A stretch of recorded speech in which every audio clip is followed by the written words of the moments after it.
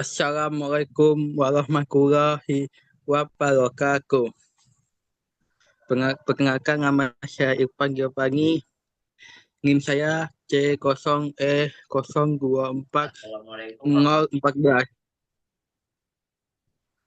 Di sini saya akan membacakan PPK saya yang berjudul Cara dan Sistem Pemungutan Pajak, Tarif Pajak, dan Fungsi Pajak.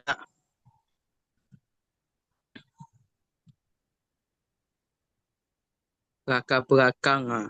Pajak merupakan sumber utama penerimaan negara yang digunakan untuk membiayai pembangunan dan pelayanan publik.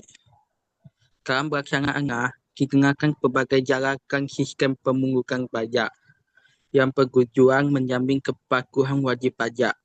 Selain itu, pemerintah menetapkan tarif pajak sesuai prinsip keadilan dan kemampuan masyarakat. Pajak juga memiliki fungsi ganda, yaitu fungsi bukan sebagai sumber pendapatan negara dan fungsi reguler sebagai alat pengatur ekonomi dan distribusi pendapatan. Dengan memahami sistem tarif dan fungsi pajak, diharapkan kesadaran serta kepatuhan masyarakat dalam membayar pajak dapat meningkatkan kami mengukung pembangunan nasional.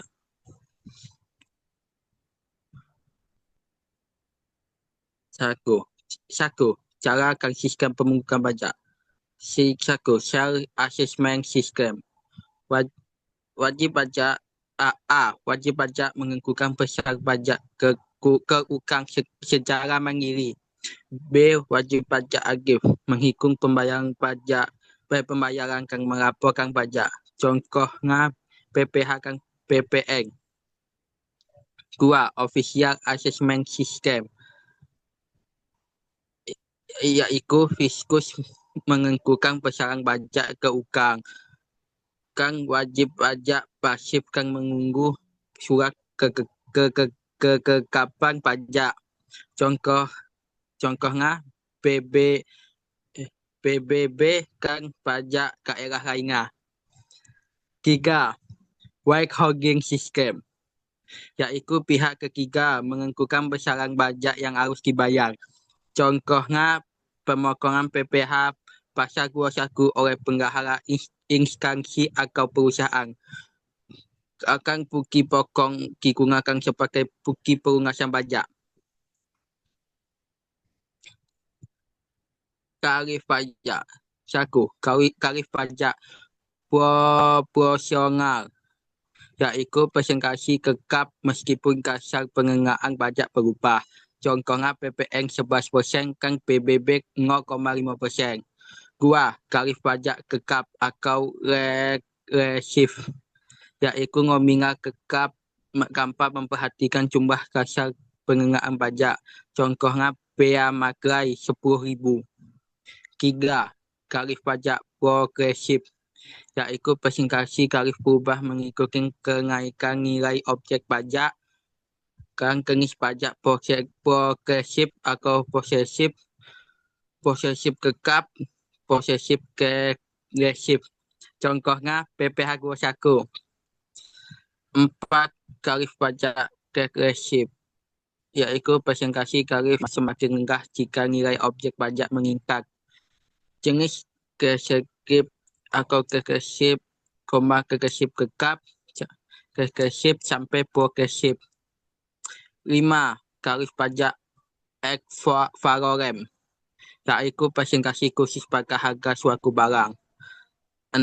Tarif pajak spesifik, yaitu jumlah tertentu pada suatu barang atau jenis barang tertentu.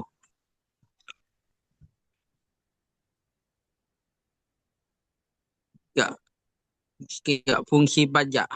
1. Fungsi anggaran, yaitu sumber pendapatan negara untuk membiayai pengeluaran negara. Contohnya pembangunan fasilitas kesehatan dan pendidikan infrastruktur. 2. Fungsi regulasi, yaitu alat untuk mengatur bidang sosial dan ekonomi. Contohnya menghambat inflasi, mendorong ekspor, melindungi produk dalam negeri. 3. Fungsi distribusi, yaitu pemerataan kesejahteraan melalui jaminan kesehatan, bantuan kang fasilitas publik, membuka lapangan pekerjaan kang meningkatkan pendapatan masyarakat. 4. Fungsi stabilisasi, mencapai 4 fungsi stabilisasi, yaitu mencapai stabilisasi ekonomi dengan mengatur pendapatan negara. Contohnya mengatasi inflasi atau deflasi dengan kebijakan perpajakan. Kesimpulannya adalah pajak merupakan instrumen penting bagi negara yang menghimpun penerimaan guna membiayai pembangunan dan meningkatkan kesejahteraan masyarakat.